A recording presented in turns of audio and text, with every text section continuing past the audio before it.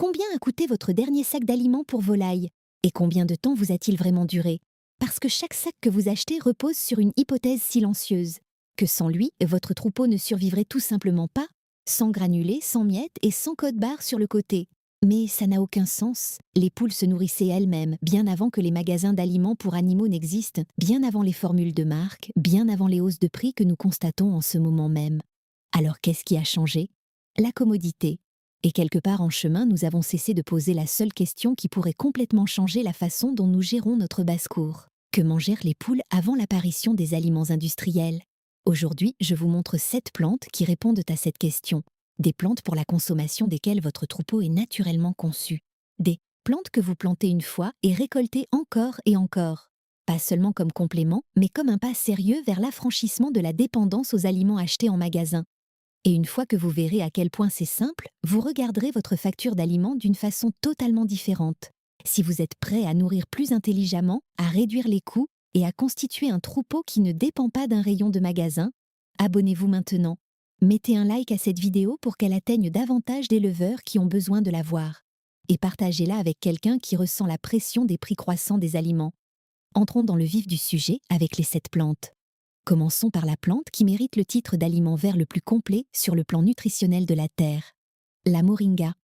Si vous ne cultivez pas de moringa pour vos poules en ce moment, je plains sincèrement votre facture.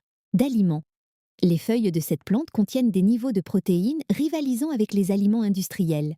Mais contrairement aux aliments transformés, les protéines de la moringa sont accompagnées de calcium, de fer, de vitamine A, de vitamine C et d'un profil complet d'acides aminés essentiels, tout cela dans une forme que les poules absorbent naturellement et efficacement sans sollicitation digestive. À quoi cela ressemble-t-il concrètement dans votre troupeau? Les poules pondent plus régulièrement. Les œufs ont une coquille plus épaisse. Les poussins grandissent avec une vitalité notablement meilleure. Les oiseaux récupèrent de la maladie ou du stress de la mue bien plus rapidement que les oiseaux nourris uniquement avec des aliments industriels. Lorsque vos poules sont véritablement nourries à ce niveau, leur corps cesse de lutter pour extraire ce dont ils ont besoin et commencent à prospérer à la place.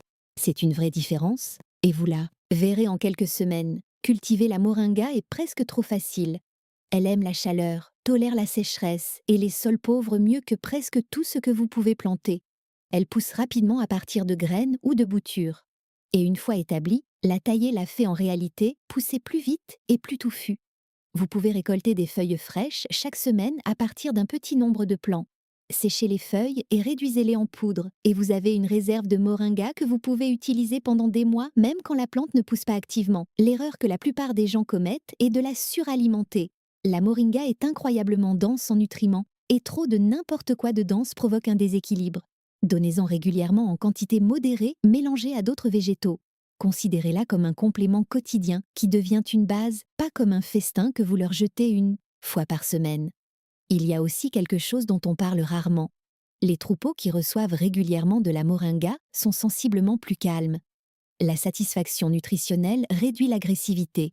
Quand les oiseaux ne cherchent pas constamment ce qui manque à leur corps, ils arrêtent de le passer les uns sur les autres. Moins de piquage, moins d'arrachage de plumes, des oiseaux globalement plus paisibles et productifs. Ça seul fait de la moringa une plante qui vaut chaque mètre carré d'espace de jardin que vous lui donnez. La deuxième plante devant laquelle la plupart des éleveurs passent chaque jour sans y prêter attention, les feuilles de patate douce. Les gens cultivent la patate douce pour le tubercule et jettent qu'aux les tiges. Vos poules devraient manger ces tiges. Les feuilles sont riches en fibres, en vitamines A et C, en antioxydants et en minéraux favorisant la digestion. Et contrairement aux aliments riches en protéines qui sollicitent fortement le système digestif, les feuilles de patate douce agissent comme un stabilisateur digestif naturel. Voici pourquoi c'est plus important que la plupart des gens ne le réalisent. Quand vous nourrissez avec des plantes à haute valeur nutritive comme la moringa et la lentille d'eau, les systèmes digestifs de vos poules travaillent dur. Les feuilles de patate douce ralentissent le processus de la meilleure façon possible. Elles aident l'intestin à absorber plus efficacement les nutriments de tout le reste. Les oiseaux nourris régulièrement avec des feuilles de patate douce produisent des fientes plus fermes et de meilleure qualité, ce qui signifie également que vous obtenez de meilleurs matériaux de compost de votre poulailler. C'est un détail qui améliore silencieusement tout le système. Les tiges de patates douces sont presque inépuisables. Elles se propagent agressivement, tolèrent la chaleur et les sols pauvres, et produisent de nouvelles pousses à chaque fois que vous les coupez. Hachez ou déchirez les feuilles avant de les donner pour réduire le gaspillage. Elles fonctionnent mieux associées à une source de protéines. Seules, elles n'ont pas assez de protéines pour une alimentation complète, mais dans ce système, elles sont absolument essentielles pour l'équilibre et la santé intestinale. La troisième plante, et celle-ci surprend vraiment les gens à chaque fois, la lentille d'eau.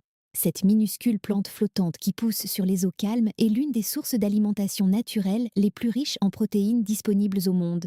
Nous parlons de 30 à 40% de protéines en pois secs. Pour référence, c'est la même catégorie de protéines que la farine de soja et la farine de poisson, deux des ingrédients les plus coûteux qui font monter le prix des aliments industriels pour volailles en ce moment. Les protéines ne sont pas optionnelles pour les poules, elles déterminent tout, la vitesse de notre jaundisme, leur croissance, le développement de leurs muscles, la plénitude et la santé de leur plumage, la régularité et la qualité de ponte des poules. Quand les protéines baissent, les performances baissent. Point final. La lentille d'eau répond à ce besoin mieux que la plupart des gens ne s'y attendent, et les poules la reconnaissent immédiatement comme de la nourriture. Pas d'adaptation nécessaire, vous mettez de la lentille d'eau fraîche devant elles et elles foncent dessus. Au-delà des chiffres bruts de protéines, la lentille d'eau contient des acides aminés essentiels que les poules ne peuvent pas synthétiser elles-mêmes. Ce sont les acides aminés responsables de la formation des œufs et de la régénération des plumes pendant la mue. Les oiseaux nourris régulièrement avec de la lentille d'eau montrent une récupération plus rapide après la mue, une meilleure condition corporelle après les périodes de stress et des performances de ponte améliorées au fil du temps. Pour la cultiver, vous avez besoin d'un conteneur peu profond, un bassin, un tonneau, une cuve en béton avec de l'eau calme ou peu courante et plusieurs heures de soleil quotidien. Une fois introduite, la lentille d'eau se répand à la surface et la récolter quotidiennement crée de l'espace pour la nouvelle croissance. Du fumier de poule dilué dans l'eau stimule la production, ce qui signifie que votre troupeau contribue essentiellement à sa propre réserve d'aliments. En saison sèche, la lentille d'eau séchée au soleil se conserve bien pour une utilisation ultérieure. L'erreur est de donner trop de lentilles d'eau sans matière verte fibreuse à côté. Des protéines élevées sans volume provoquent un déséquilibre digestif. Associez toujours la lentille d'eau à quelque chose comme des feuilles de patates douces ou du matériau de bananier, et le système reste stable et efficace.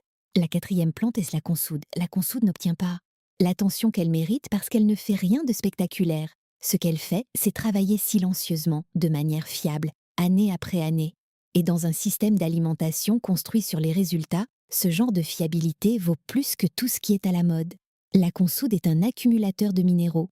Ses racines s'enfoncent profondément dans la terre et remontent des nutriments que les plantes à racines peu profondes ne peuvent pas atteindre.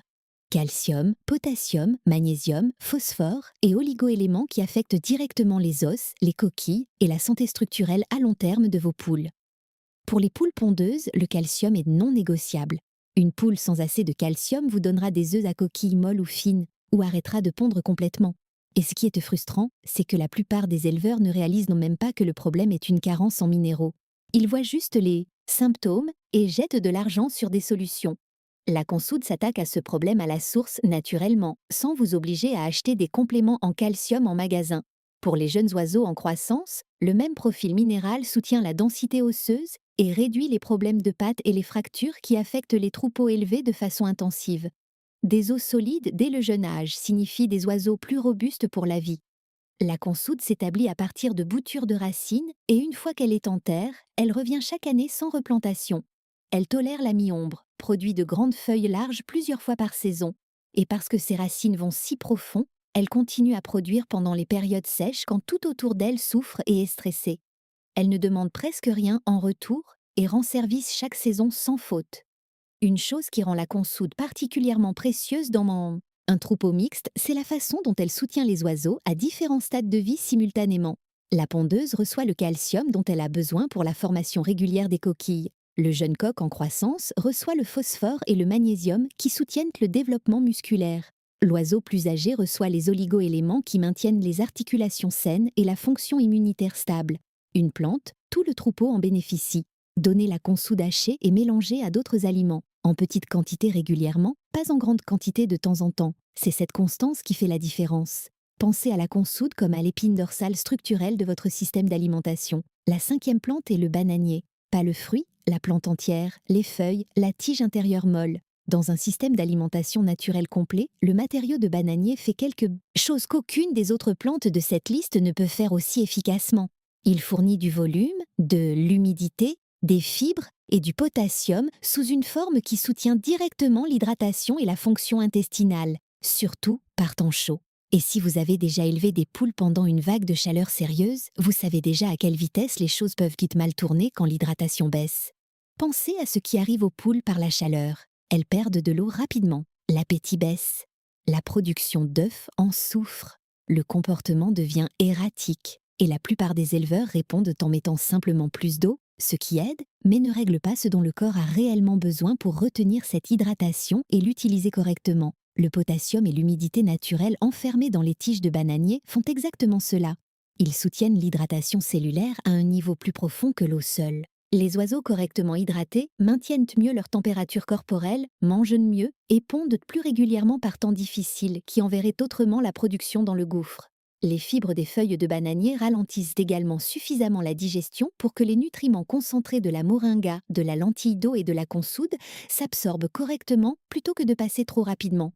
Le matériau de bananier crée cette fenêtre. Il donne au système digestif le temps de faire correctement son travail. Les bananiers sont pérennes dans les climats chauds. Ils produisent des rejets en continu, ce qui signifie que la plante se renouvelle après chaque cycle de récolte sans que vous ayez jamais à replanter de zéro. Un bananier établi en devient plusieurs avec le temps. Le système s'étend de lui-même. Coupez la tige intérieure molle en fines rondelles et hachez les feuilles en morceaux gérables pour réduire le Mythothetrotsantier. Gaspillage et faciliter la tâche aux oiseaux de toute taille. Associez toujours le matériau de bananier à une source de protéines.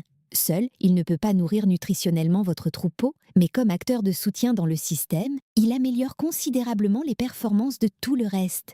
Il y a aussi un avantage comportemental sur lequel je ne veux pas passer trop vite.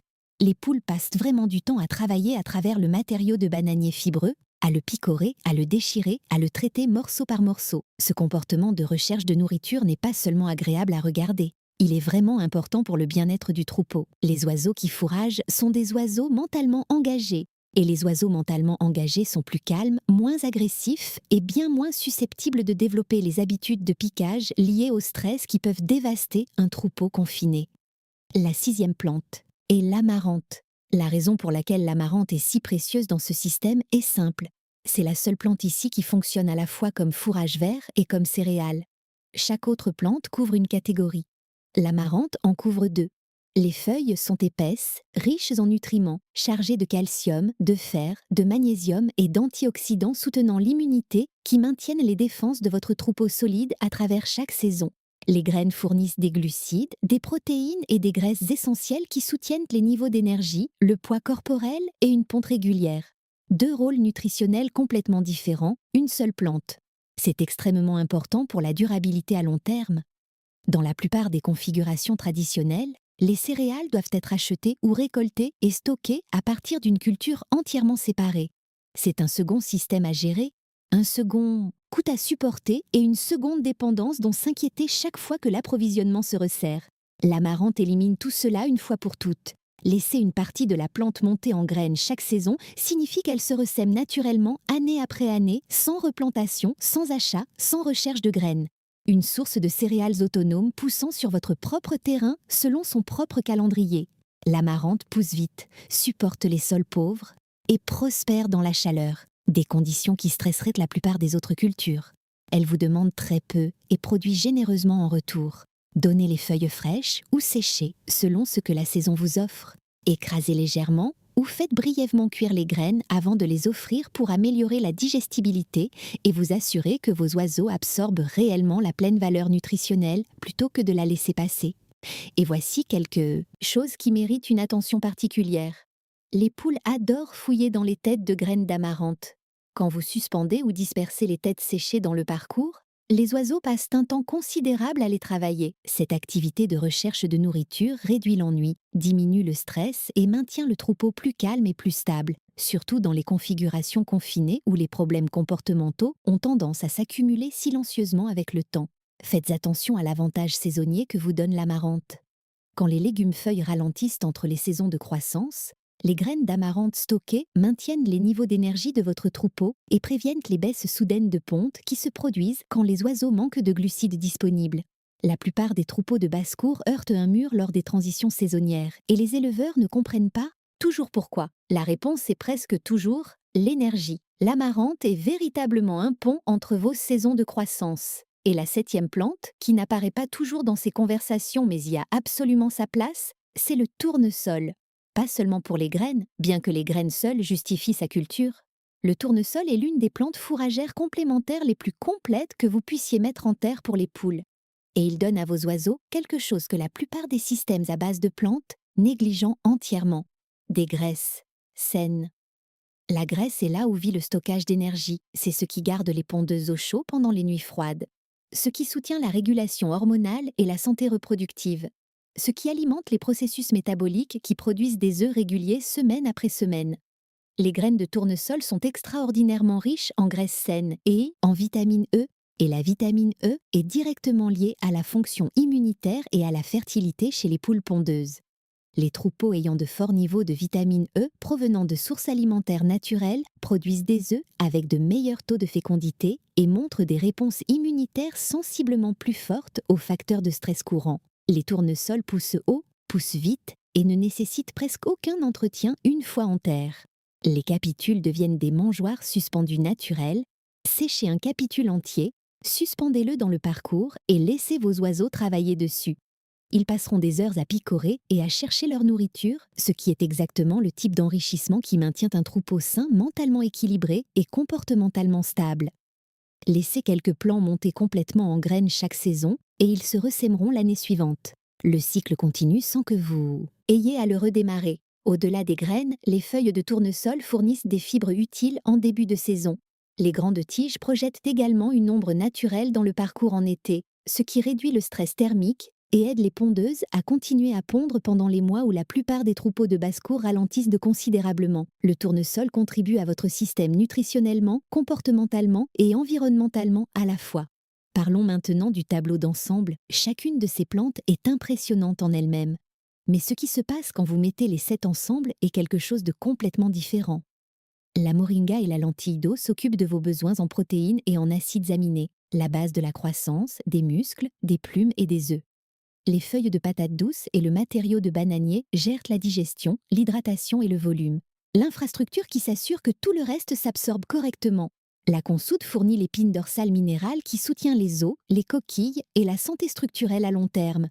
L'amarante fait le pont entre vos saisons et couvre les besoins énergétiques avec ses feuilles et ses graines à double usage. Et le tournesol apporte les graisses saines, la vitamine E et l'enrichissement comportemental qui complète tout le système. Ces 7 plantes ensemble créent un système d'alimentation en boucle fermée. Un système où les produits d'une plante soutiennent la fonction de la suivante. Où le fumier de vos poules nourrit la lentille d'eau. Où la lentille d'eau nourrit les besoins en protéines de vos poules. Où la consoude nourrit votre sol et votre sol nourrit chaque plante du jardin.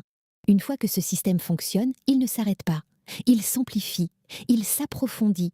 Et votre dépendance au magasin d'aliments s'efface silencieusement. Ce n'est pas quelque chose que vous devez construire en une nuit. Personne ne devrait essayer de faire les 7 à la fois. Choisissez celle qui a le plus de sens pour l'endroit où vous vivez et ce que vous avez en ce moment. Faites-la pousser. Observez comment vos oiseaux y réagissent. Regardez les changements dans leur comportement, la qualité de leur plumage, leur production d'œufs. Puis, ajoutez la plante suivante et l'élément suivant, pièce par pièce, saison après saison. Vous construisez quelque chose que la plupart